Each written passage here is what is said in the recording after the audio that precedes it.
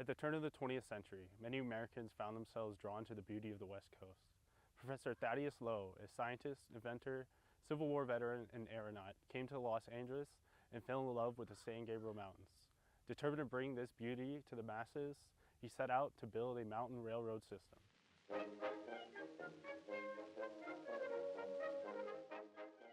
His grand vision came to fruition when he partnered up with Cornell University graduate and civil engineer David J. McPherson. Together, they would create the Mount Lowe Railroad System.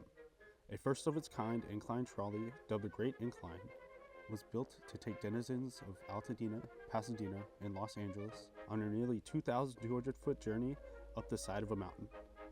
And on July 4th, 1893, Mount Lowe Railroad was officially open.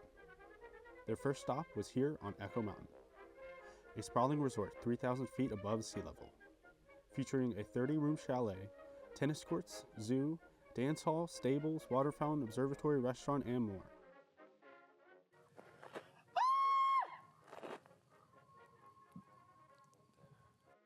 The crown jewel of it all was the Echo Mountain House. The resort, dubbed the White City in the Sky, and the Great Incline's white chariots could be seen from miles away. Unfortunately, this grand city wouldn't be operational for long. Professor Lowe, due to land and insurance disputes, lost ownership of the property early on in his venture. A fire in 1900 would burn down the Echo Mountain House after it was only operational for 6 years. This fire would blow onto the power station and subsequently burn it down as well. Future fires and floods from storms would cause irreversible damages to the resort. Eventually, funds ran dry and Echo Mountain was abandoned. What was once the top honeymoon destination in Southern California now remains a barren mountaintop. In the early 1990s, the site would be registered on the National Register of Historic Places. Now it is home to monuments and placards to describe and commemorate the history.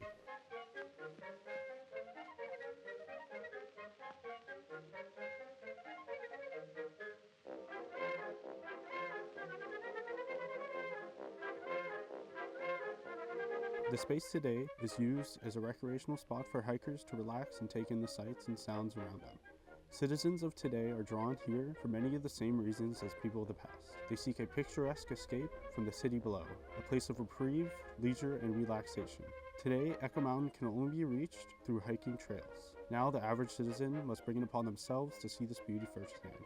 It was the vision of one man who sought to grant the beauty of this mountain to the average citizen. Many of the same pitfalls that Professor Lowe found himself in can be seen in the ventures of the wealthy today. We often see in our news and online how the wealthiest among us create fantastical visions for the future and how they can grow their businesses in a similar vein to how Lowe did over 100 years ago. As we look back on this moment in history, we can draw many parallels to present day. We have explored much of our world. Today, what draws us is the deep unknown, the cosmos, the depths of our ocean, and the furthest corners of our world. Wealthy men and women of our time seek to grant this little beauty to the masses, just as Professor Lowe sought to grant the beauty of this mountain to Los Angeles.